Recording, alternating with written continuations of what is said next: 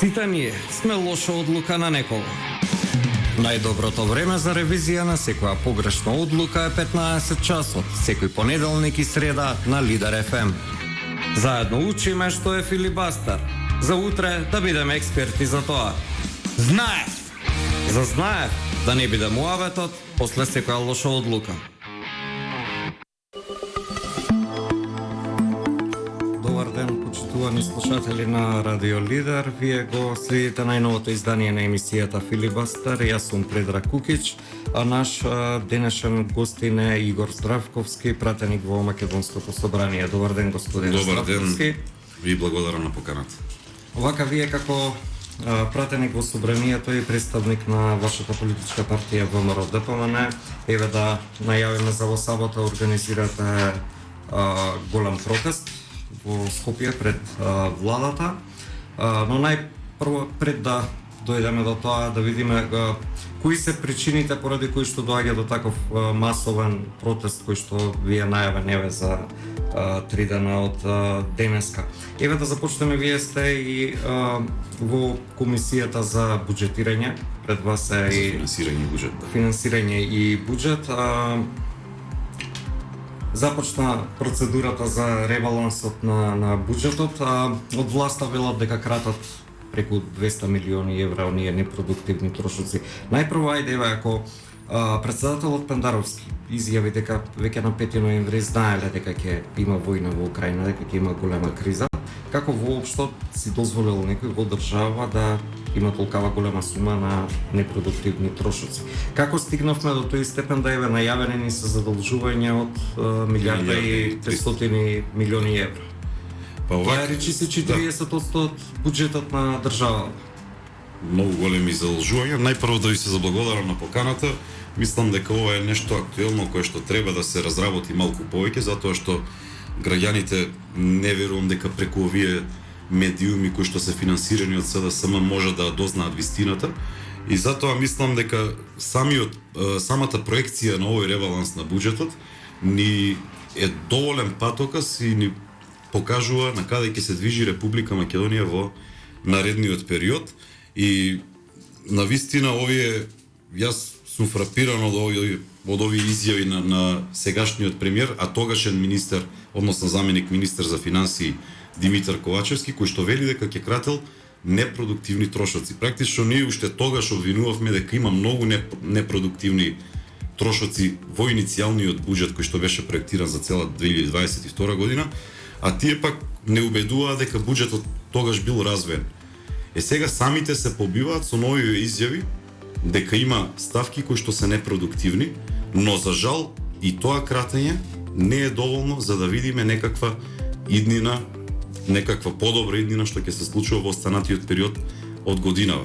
2 квартали помина, меѓутоа реализацијата е многу ниска, имаме тектонски поместувања во однос на инфлацијата, имаме тектонски поместувања и со она што е за жал наменето кон индустријата, односно немањето перспектива. И тука наместо тие да признаат дека буџетот е неразвоен, наместо да и послушаат коморите, наместо да и послушаат синдикатите и сите оние кои што влијат директно за полнење на буџетот, тие повторно продолжуваат понивно и целата оваа проекција јасно кажува дека има 4 главни поенти. Првата поента е дека ќе нема покачување на платите кои што го бараат од јавната администрација, затоа што нема предвидено таму средства. Втората поента е дека ќе имаме зголемување на корисниците на социјалните права, на социјална парична помош и сите останати права кои што следуваат преку социјалната заштита, затоа што таму имаме енормно зголемување. Третата поента е дека немаме иднина во делот на земјоделието и дека немаме практично истокови резерви, затоа што таму имаме најголеми зголемувања на ставките. Доколку актуелниот министер за земјоделие пред неколку недели кажуваше дека стоковите резерви биле полни, дека имало доволно основни продукти за прехрана на населението, гледаме од самиот буџет од проекцијата дека воопшто нема ништо и тие се празни и се предвидуваат огромен прилив на средства по основ на тоа. И четвртата главна поента која што мислам дека ќе им биде основа до крајот на годината како контрааргумент ќе биде дека локалните единиците на локална самоуправа не работат, меѓутоа од проекцијата на буџет се гледа дека има енормни кратења кон единиците на локална самоуправа.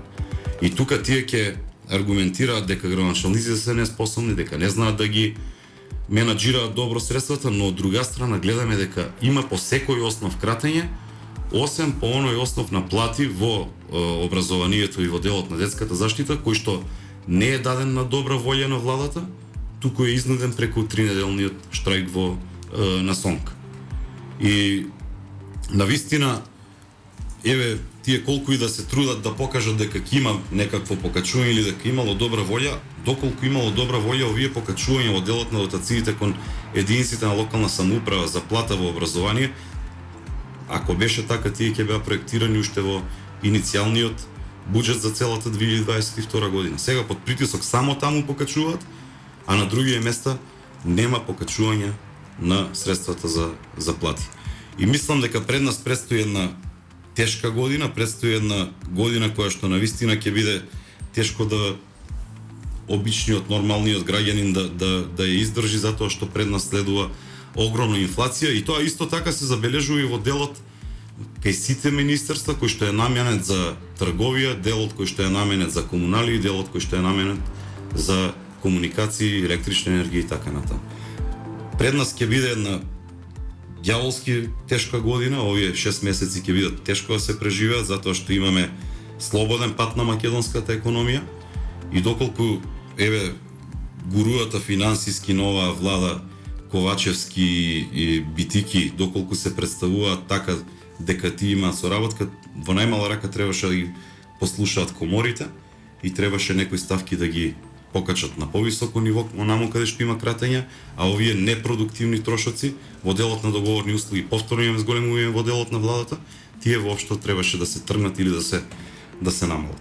Така што мислам дека повторно е ова замајување на јавноста, повторно се трупаат нови долгови, како што кажавте, милијарда и повеќе, стотици милиони евра, кои што ќе мора повторно да се има кредитирање, ново задолжување на државата, дури и за неродените генерации. Онаа штета која што имаат направено за овие 5 години е 4 милијарди евра задолжување нето, или во превод половина од долгот кој што Република Македонија го има продуцирано во последните 25 години.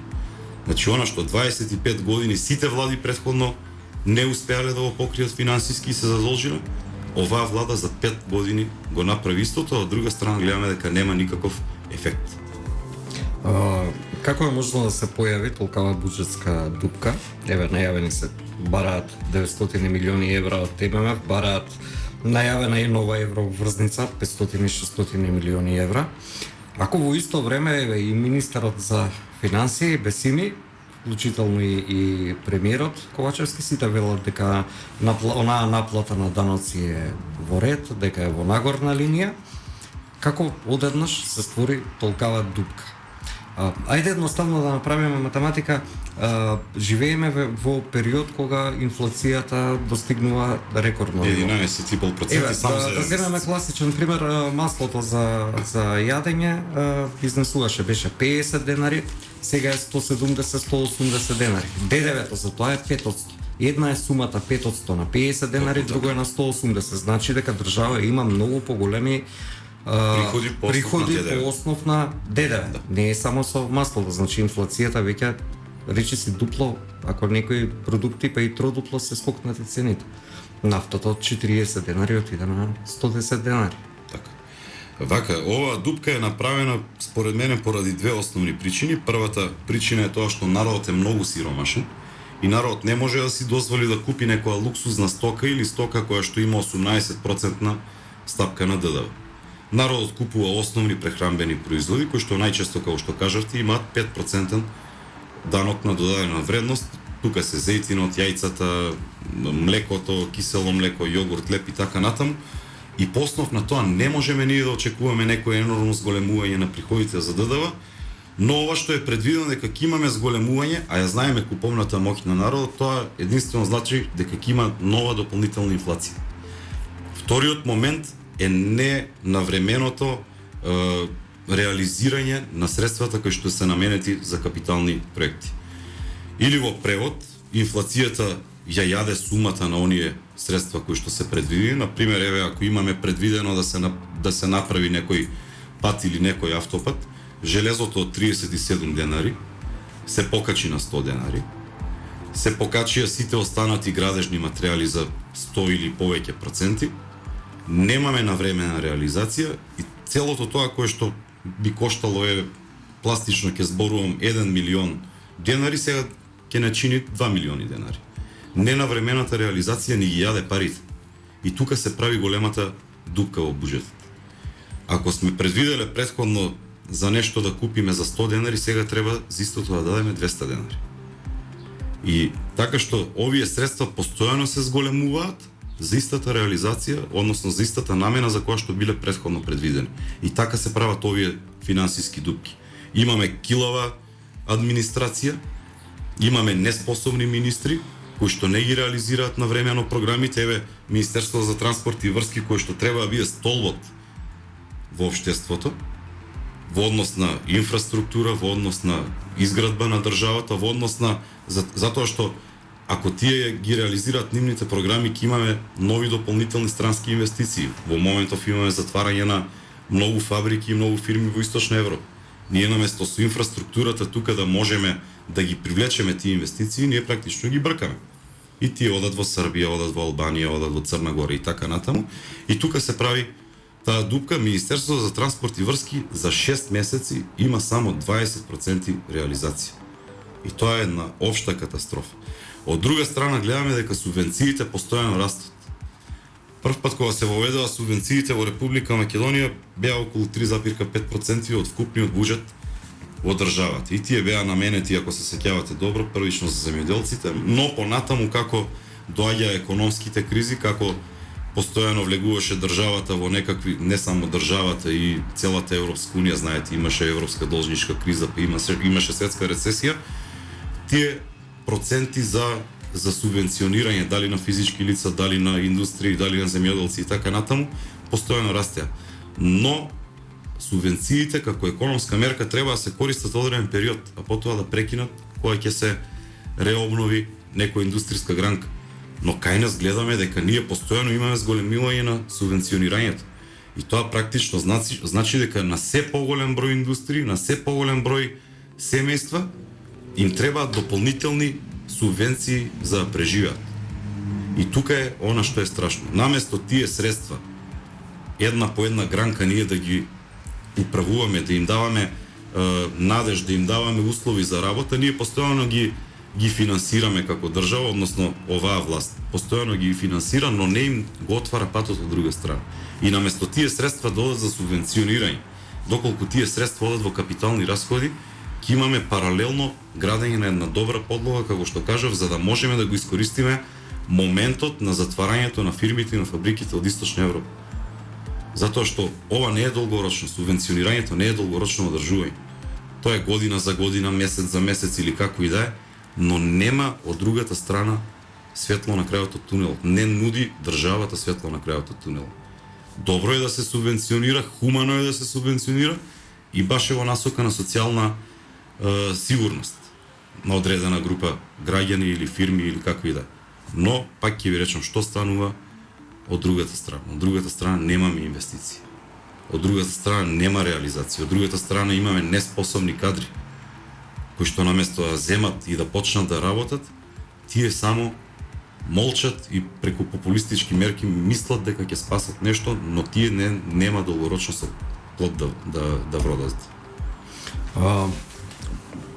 Конкретно да, точно зголемени се сумите за субвенции, меѓутоа еве да направиме проста математика, актуелнава власт, актуелнава политичка гарнитура на власт 5 години во држава, ако земеме последниот буџет е 4,4 милиарди, доаѓаме до некоја сума во 5 години од преку 20 милиарди евра. 20 милиарди евра.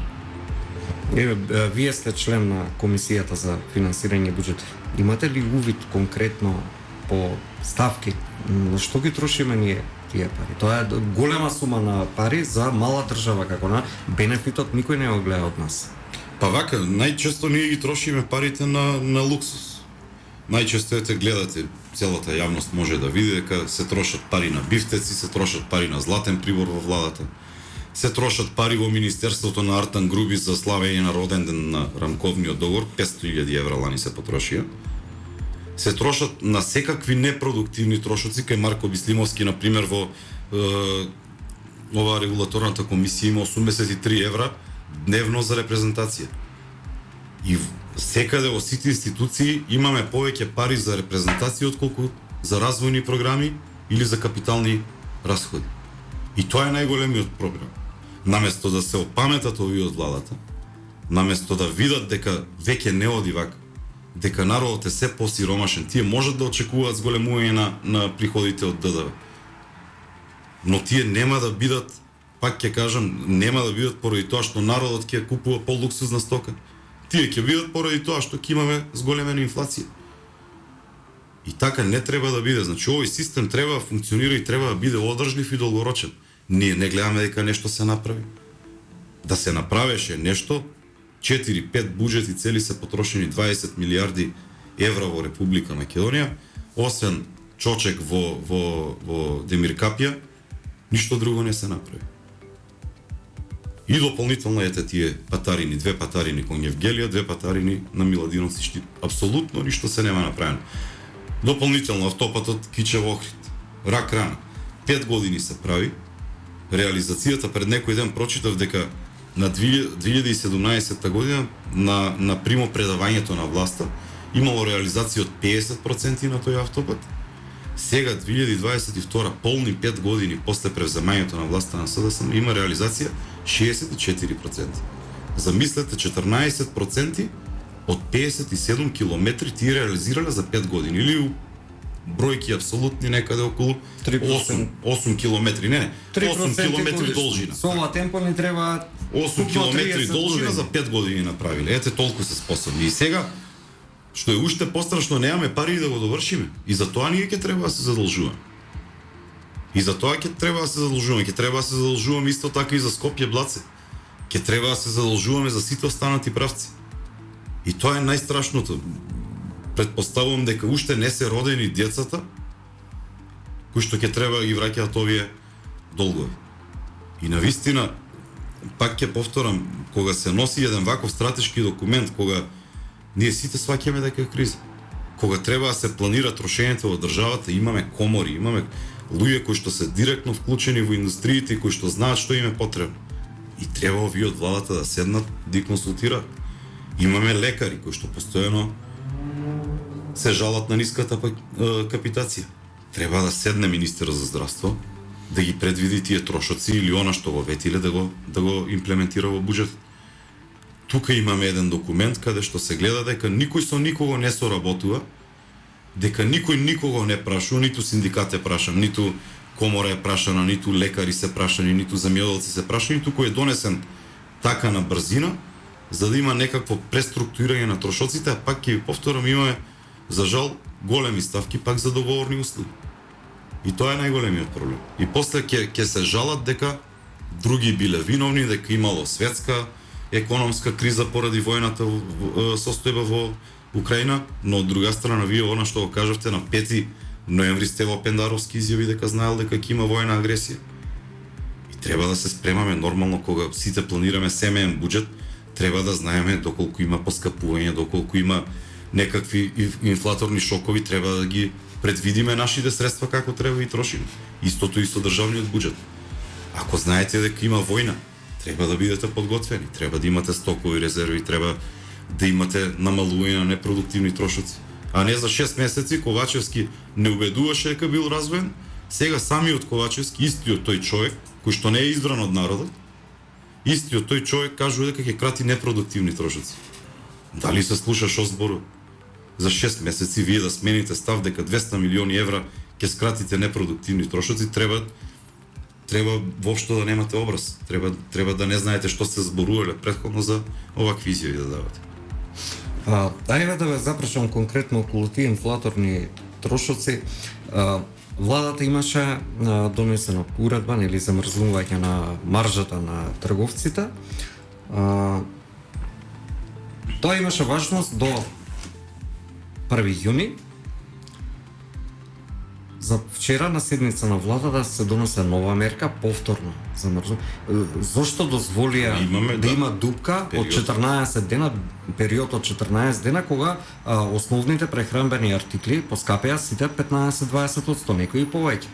Зашто дозволија да дојде? Видете, владата... Еве конкретно, извинете, и за околу горивата. Вие како претеничка група доставивте предлог во собранието. Предлог закон, да. СДСМ е 5 години на власт. Се сменија неколку министри за финансии. Секој министр, како доаѓаше, имаше нова акциза за горивото. Со секој министр ние добивавме нова акциза. Која 3 денари, која 5 денари, која 7 денари. Која беше за зелена околина, која беше дополнителни трошоци за транспорт, дополнителни маржи и така натаму. Еве вие сте, значи, генерално 14 денари, да, ние како податок имаме, ние дел како медиумски работници имаме увид во работата на собранието, меѓутоа обичниот народ нема. Тоа што му е сервирано преку медиумите, од тоа имаат слика. Еве конкретно, вие сте секој ден во собрание. Што ви викаат кога им го однесовте предлог закон? Па видете, вчера тие кажуваа дека мислеле на граѓаните, баш имавме вчера комисија за финансирање и буџет, мислеле на олеснување на животот на граѓаните, но ако мислеа немаше да биде вака. Ова што како мерки владата вчера го донесе, ние претходно велевме дека не е добро да се замрзнува маржата. Добро е да се замрзнува цената, има многу голема разлика.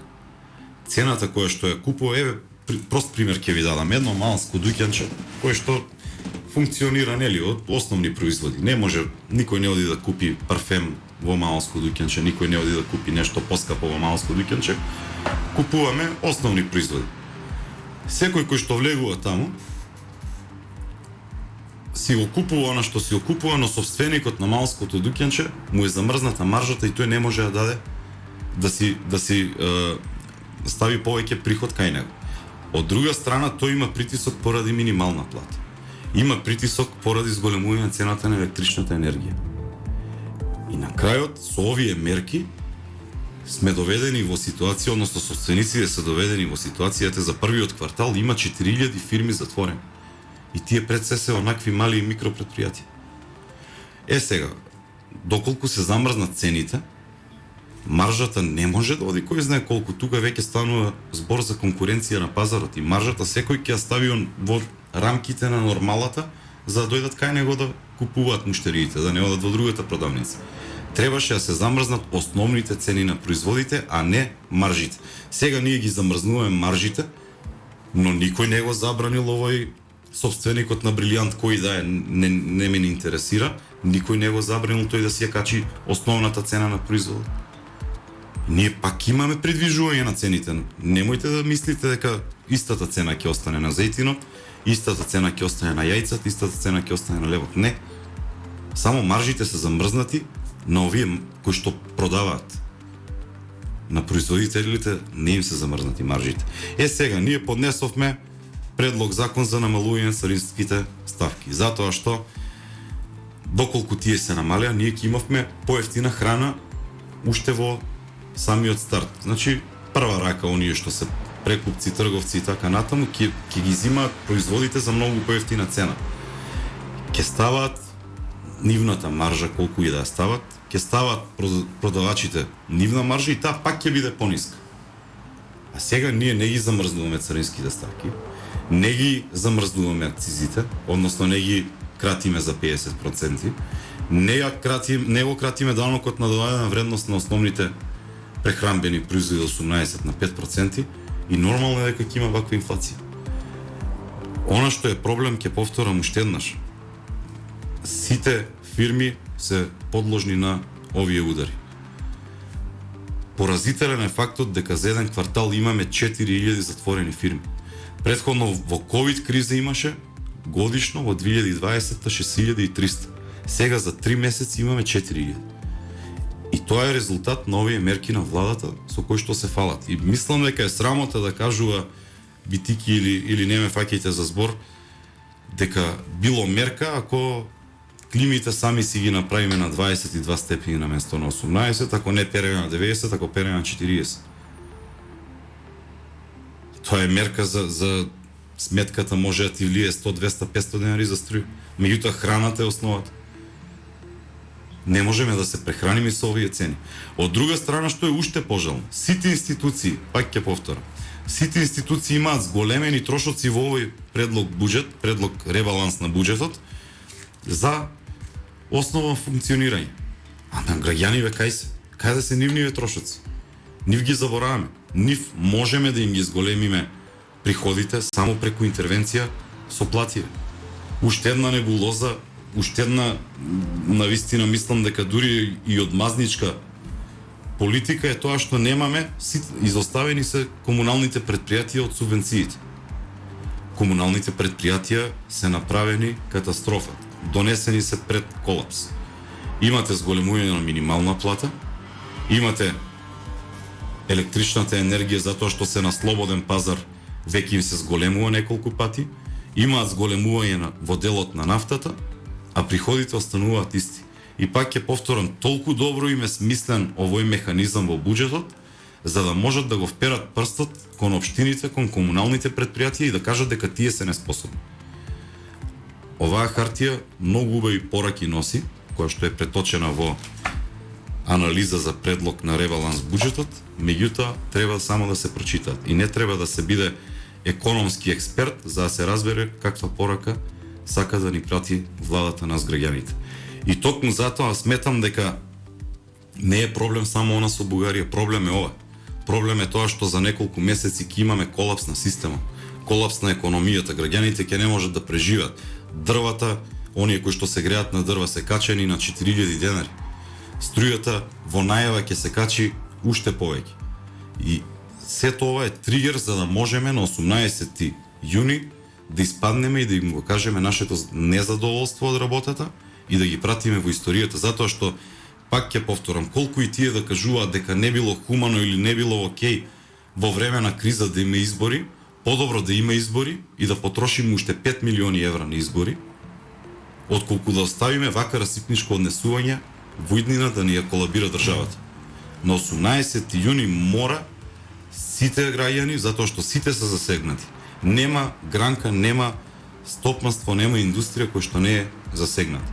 Сите мораме да им кажеме каде им е местото на овие кои што си играат влада. Очекувате голема поддршка во сабота? Па искрен да бидам, очекувам затоа што граѓаните се гладни, граѓаните се изморени веќе од секакви лаги и затоа што тие се оние кои што не живеат како што треба, не живеат достоинствено, не живеат убаво, нема економска перспектива. Од друга страна ни се нарушува достоинството, постојано како држава правиме отстапки, како ние да постоиме како Република Македонија да постои за да им угоди на соседите, а не да им угоди на граѓаните. И веќе еднаш треба да се стави крај на ова однесување на владата, подчинето, недостоинствено спрема соседите, а внатре во Република Македонија ти имате еден однос на вазали, еден однос на камшикари, кој што викаше Зоран Заев. Не смеат граѓаните да знаат, не смеат граѓаните да реагираат, тие мораат да молчат затоа што овие треба да јадат од златни прибори. Таа е накратко пораката која што сакаат да ни ја пратат овие од влада, но ние сме тука за да им кажеме дека е доста. Премногу е ова што се случува. Ова ве прашувам од аспект затоа што последниот период премногу е приметливо народот го снемува. Каже, конкретно, кога ќе престанеме во држава да правиме статистички спинови? Еве, ако земеме конкретно, ако анкетирате 1000 луѓе што играле руски рулет, ќе ви кажат дека сите преживеале. Нормално, ние што не преживеале не можат да зборат. Ова го кажувам во конотација на тоа што излегува последните ги бројки од Завод за статистика. Ние, разлика од еден до друг квартал, во рок од неколку месеци, држава има изгубено 210.000 работоспособно население. Тоа население заминато во странство да работи. Така. А нас не го представуваат како победа, затоа што стапката на невработеност нас ни се намалува. Нормално ни се намалува затоа што луѓето си ја бараат својата иднина надвор од тука. Таа е таа статистичка игра, Предраг, посебно е би во однос на земјоделците, тоа што на вистина најмачи. Имаме една статистика која што вели дека во 2011 година имало 132.000 лица пријавени за земјоделци, сега во моментов има 85.000. Тоа е една огромна разлика, повеќе од 35.000 граѓани кои што се занимавале со земјоделие и тие не се исчезнати. Тие се само на времена работа во Италија, на времена работа во Грција, на времена работа во Хрватска, во Швајцарија, каде и да е. И тие сега во моментов не се терет на фонд за здравство, не се терет на агенција за вработување и така натаму, и владава сака да го прикаже тоа како успех затоа што го намалила бројот на невработени. Тоа е продуктивно население, тоа е работоспособно население кое што благодарение на мерките на владата не живее веќе во Република Македонија. Кое што благодарение на мерките на владата не дава додадена вредност на стопанството на Република Македонија.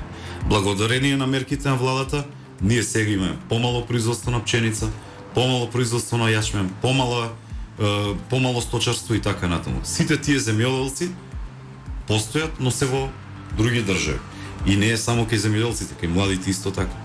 800, замислете, 800 студенти да се запишат во една година во Љубљана на студии од Република Македонија. Поразителен факт. И тие сега 800 не се терет на овој фонд, туку се терет на некој друг фонд во друга држава. И тие сакаат да кажат дека се намалува невработеност.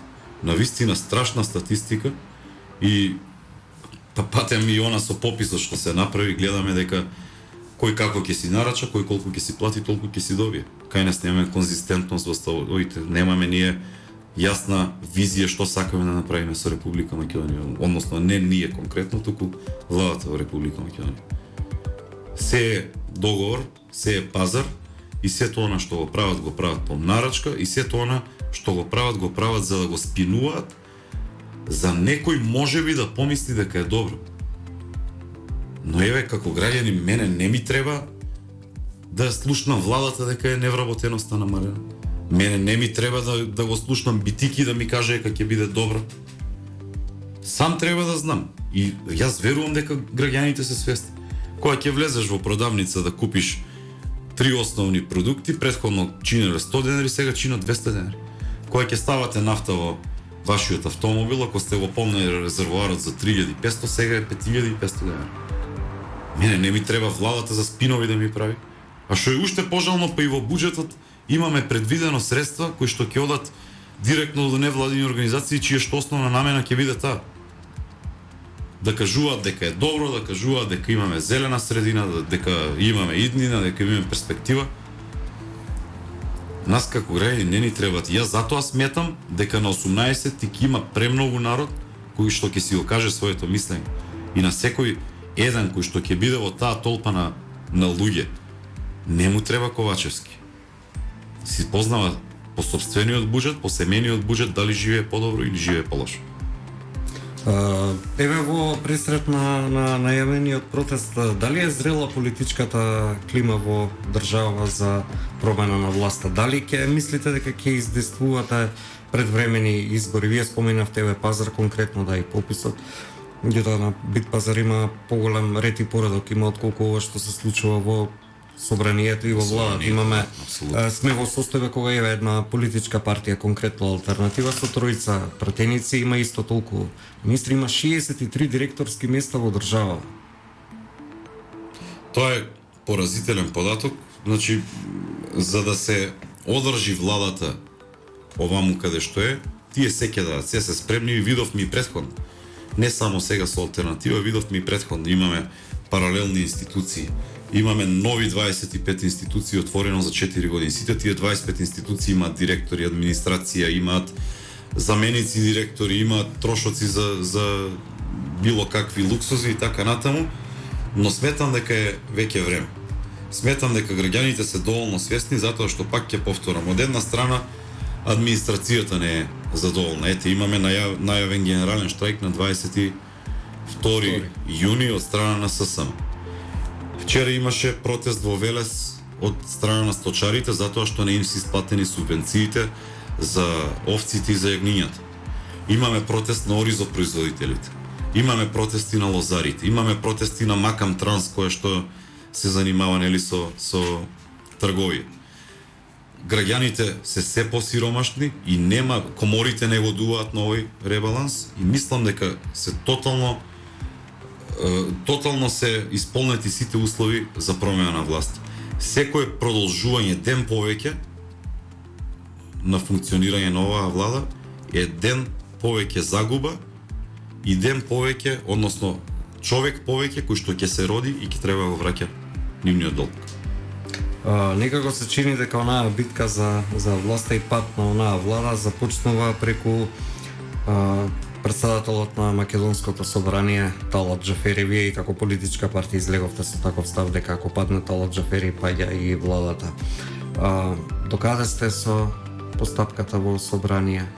Па видете се. Бевме сведоци на еден немил настан во неколку наврати каде што и вас како пратеници вие бевте заклучени таму. Внатре, да. Предходно имаше расправа која беше она за буџетот кога бевте оставани без грејење до она што е најнавредливо до односот према вработените во собранието.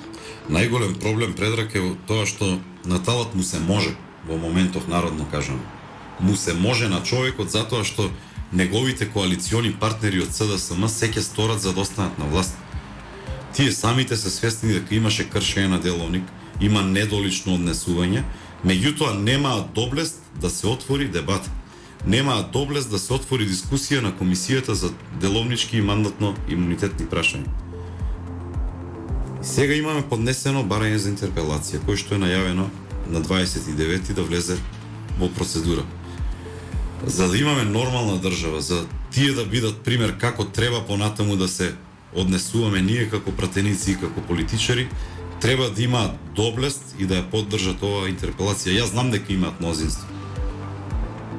И многу лесно тие можат против интерпелацијата да гласаат. Меѓутоа, последиците кои што ќе останат ќе бидат многу тешки. Значи, од денот кога ќе пропадне интерпелацијата на Талат, доколку овие од СДСМ знаат што прават, од тој ден натаму веќе во собранието треба да не важи ниту деловник, ниту правила за работа и ќе бидеме бит пазар. Доколку тие застанат достоинствено да ги одбранат правата и на работниците кои што беа навредувани, и на своите колеги, па и своите права, тогаш ќе има добра иднина, но не верувам, затоа што се зависни и знаат дека целата нивна власт, целиот нивен криминал, крадење и опустошување на државата, зависи од позицијата на Талат Џафери. Ако тој падне, ќе падне и владата. Но ете, за жал, не верувам, затоа што овие се сервилни луѓе, овие се луѓе кои што немаат достоинство и не верувам дека ќе поддржат интерпелацијата. Јас вчера во една прилика во мојот говор на Комисијата за финансирање и буџет ги повикав колегите кои што се дел од комисијата, тие да ги прифатат измените кои што ние ги имаме поднесено во форма на амандмани, затоа што тие одговараат пред граѓаните. Не одговара Ковачевски. Ковачевски не е избран од народот. Ковачевски има исто толку одговорност колку што има и Александар Вучич. И двајцата не се избрани. Едниот е избран во Србија, другиот е тука избран на Бихачка. Но не се избрани од народот. А колегите од Комисијата за финансирање и буџет се бирани од народот и утре тие ќе бидат директно одговорни зошто нема покачување на платите, ќе бидат директно одговорни зошто нема намалување на цената на нафтата, ќе бидат директно одговорни зошто нема замрзнување на цените на производите. Господине Здравковски, сосема за крај да ве прашам, дали како држава може да очекуваме конечно меѓу 24 и 26 јуни Македонија конечно да добие датум за преговори. Не говорам за оној фиктивен датум од претходно што ни го најавија пред 5 години. Па, да бидем искрен, не верувам, посакувам да добиеме, нормално е дека посакувам, не верувам дека има човек кој што не сака да добиеме датум за почеток на преговорите, но не верувам, не е само според мене пречката во Бугарија. Сметам дека овие извештаи на Европската комисија, кои што ги добиваме редовно, баш пред неколку недели разговаравме за извештајот на Европската комисија за 2021, таму ние не ги исполнуваме параметрите. И сметам дека само Бугарија е едно алиби за да не ни дозволат пристап, односно почеток на пристапните преговори со Европската Унија. Од 33 поглави кои што се мерат и кои што ќе бидат дел од преговорачката рамка со Европската Унија, замислете, имаме во 11 намалување на оценката за разлика од лани, а во 29 имаме намалување на оценката за разлика од времето кога владееше ВМРО ДПМН. Од 33 во 29 имаме назадување. И тоа е доволен факт што кажува дека во оваква ситуација, со оваква влада, која што е посветена само на криминал, нас не е местото во Европска Унија. Таму не сакаат. Нема да не примат затоа што нема иднина. Доколку ние почнеме да работиме како држава. Ете, и на крајот на криштата, овие велат дека ние постојано критикуваме. Не критикуваме, пробавме да понудиме луѓе за образование, ни ги одбија. Пробавме да понудиме луѓе за здравство, ни ги одбија. За економија, ни ги одбија. За надворешна политика, ни ги одбија. Не сме ние тие кои што кажуваме дека државата назадува. На крајот на криштата, извештајот од Европската Унија ни го кажува тоа. И таму имаме патоказ каде треба да се движиме. Но очигледно е дека на овие нова структура не им одговара да ги применуваат оние патокази каде што ни кажуваат што треба да се превземе за да имаме унапредување на сите поглавја, на сите оние дејности кои што треба и подобриме на Република Македонија. Господине Здравковски, ви благодарам за одвоеното време. Благодарам на поканата. Се гледаме во сабота на протестот на 18-ти. Се надевам дека граѓаните ќе излезат и ќе окажат своето мислење, иако знам дека се исплашени поради контролираното судство, поради сето она што се случува со затвори, со притвори на невини луѓе. Сметам дека е време да се крене глава, да се покаже храброст и решителност да се промени оваа власт, затоа што иднината на нашите деца зависи токму од она кога побрзо ќе падне оваа влада. Ви благодарам уште. Благодарам и вас. Почитувани слушатели, вие го следевте најновото издание на емисијата Филибастар. Јас сум Предраг Кукич, наш денешен гостин беше Игор Здравковски, пратеник во Македонското собрание. Техничката и тонската реализација се на Горан Лазаровски и Димитар Митровски. Главен и одговорен уредник на Радио Лидер е Љупчо Златев. Имајте убав ден.